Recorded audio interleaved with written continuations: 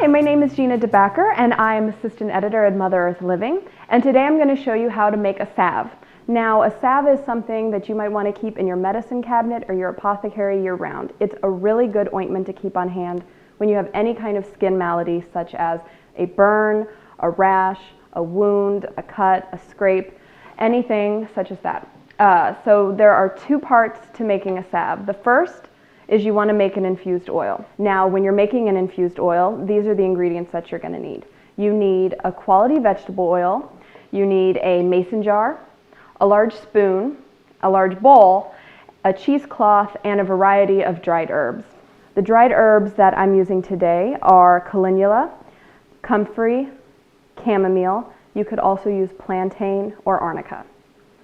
Calendula is a natural antiseptic and an herb I really like to use when making salves. It's perfect for any kind of skin remedy as it helps treat a variety of skin ailments. You can also use comfrey or chamomile. Comfrey, one simple rule with comfrey, don't ingest it.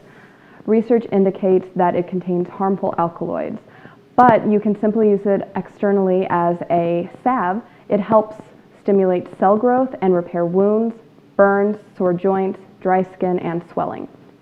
Chamomile is another excellent herb for the skin. I like using it when you're making a salve that will help soften, deodorize, or disinfect the skin. Now, the first step to making a salve is making an infused oil.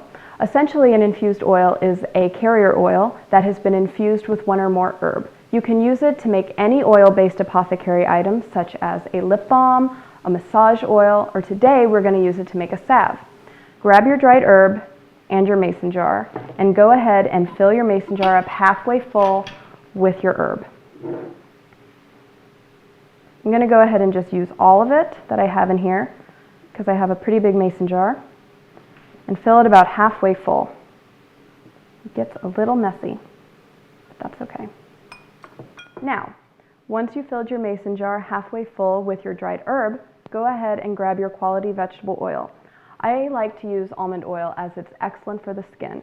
It contains vitamins E and B, it has healthy fats, it's a great emollient and moisturizer, and it can tolerate heat very well, which will come in handy later. Now go ahead and add your oil in your mason jar until it completely covers your herbs.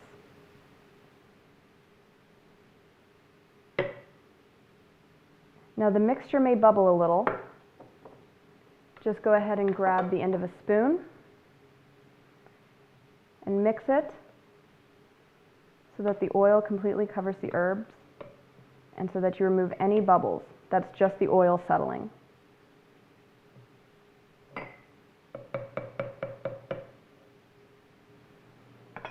Now once you've done that, put the lid back on your jar and store this somewhere sunny for 3 to 6 weeks. I like to store it at a windowsill or somewhere where it's easily accessible because every day for the first week you're going to need to shake it. And then go ahead and shake it once a week after that. After the 3 to 6 weeks has passed, you will have a fully infused oil. The next step is simply straining out the herb. Now to do so, you're simply going to need a large bowl, a cheesecloth, and because this process can get a little messy, I'm going to grab some gloves. Once you've got your gloves on, go ahead and grab your oil and strain it through your cheesecloth. Now it gets messy.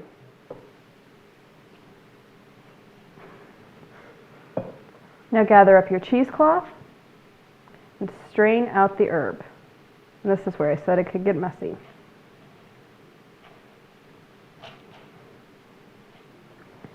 Try and get every last bit. The oil that's on the herb is probably the most potent, and that's the good stuff that you want for your salve.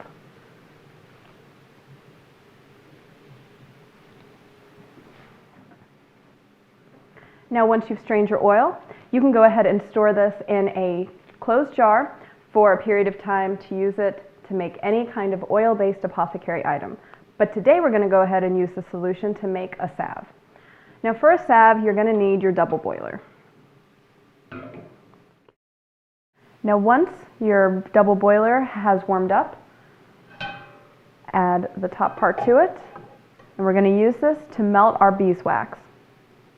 Now, typically you can find a 1 ounce beeswax bar at your health food store, and that's what I'm going to use today. I suggest using 1 to 2 ounces for every cup of your infused oil. So we're going to go ahead and add this to the pot and let it melt. Now, as I said, make sure that your heat is on low. You don't want to scorch the wax. Here we are, our wax is all melted and we're ready to go. Grab your infused oil and add a cup to the pot. Now you're going to notice that it's initially going to solidify. Don't worry, we still have our heat on. We'll let it melt a little and fully liquefy. Now once your mixture is all liquefied, go ahead and remove it from the heat. I'm going to turn off the heat.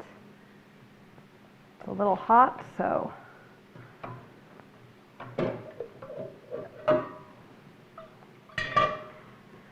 now the next step is adding your essential oils or any other kind of oil that you want to add to the salve for extra medicinal benefit. Today I'm going to use a little bit of lavender essential oil and vitamin E oil. Now I chose both of these because they're both excellent for the skin.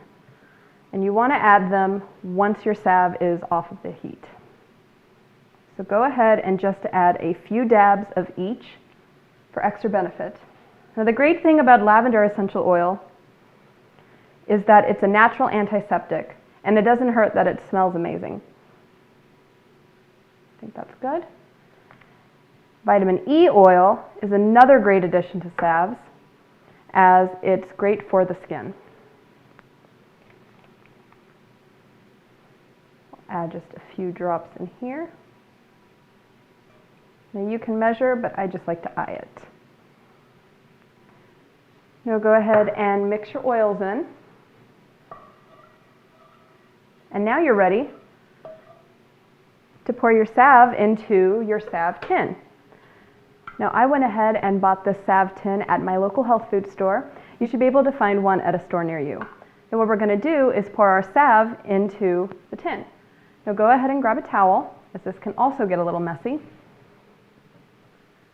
Put your tin right here and grab what has been cooling for a little while and get ready to pour.